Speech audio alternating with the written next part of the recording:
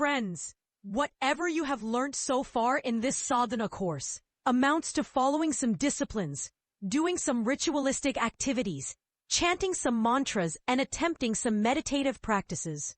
But without the prana pratishta of your sadhana, all these would be nothing more than superficial activities, mere sacraments and exercises of the mind and body. Without prana, these will only constitute a skeleton of upasana. There will only be mechanical activities but no spiritual flow. Have you seen the toy top? It rotates with great speed. But does that movement make it lively? Does it evolve or improve its condition? A pendulum keeps oscillating but reaches nowhere. Your attempts would also lead you nowhere without the force of your inner spirit. Have you ever seen a game of cards? In varieties of these games, people cut, defeat, and kill the opponent's king by the weapon of an ace or a queen, or by an attack of another king, etc. But does the opponent file a case of murder against them?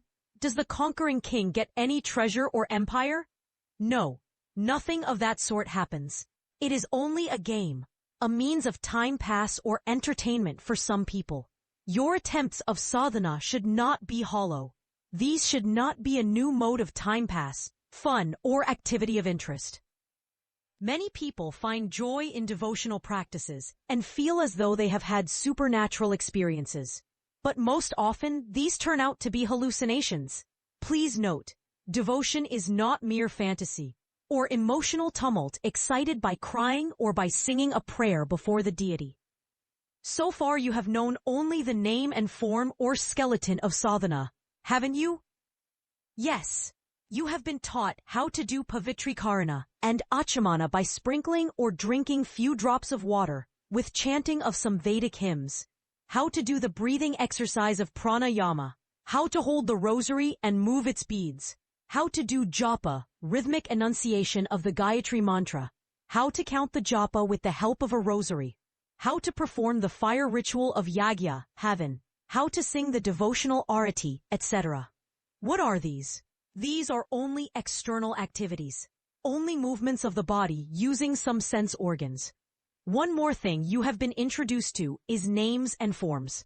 Yeah, you have seen the image of the Divine Mother Supreme Gayatri enshrined in the temple here. You know the syllables of the Gayatri mantra. You know how to chant it. You know the word meaning of Anushtana. You also know how many japas are to be completed with what kind of disciplines of fasting, etc. So, you have passed 3 exams. The ritualistic procedures, karmakanda, and the name and form, namarupa, associated with Gayatri Anushtana. Now you may be eager to experience the astonishing results, or to be blessed by divine boons, and all that which you might have heard from some yogis or read in the scriptures. Yes, my dear children, you can see the miracles, can attain the supernormal benefits, provided you induce life in the skeleton of your sadhana, spiritual endeavors. How? You may wonder, what I mean by making your karmakandas alive. Can the actions be also dead or alive like a being? The ritualistic procedures of upasana sadhana you are practicing at present are only like physical exercises. Your mind and body may soon get accustomed to do these automatically. But this means it is happening almost mechanically.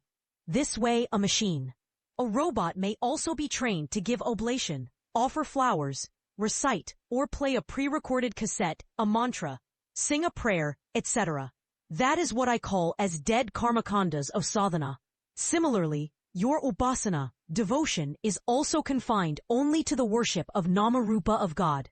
Unfortunately, most devotees get trapped into only the superficial acts of upasana sadhana. Many of you also keep asking for learning more types of rituals or methods of worship, cramming more and more mantras and prayers, etc. Many of you like to read and talk about the allegoric depictions of God forms narrated in the scriptures. However, all this leads you nowhere. It is unnecessary. If you continue to go ahead only with the dead practices, either you will dump yourself in the mire of blind faith and superficial religion, or get frustrated and dejected from upasana sadhana because of your wrong approach. On the other extreme, Some of you get attracted by the complicated terminology of philosophical text and want to master it and debate on the logics of different schools of philosophy, merely for intellectual satisfaction. This way, you may inflate your mind with illusory interpretations of philosophy and get engulfed in the imaginary world of words without any sight of the true light.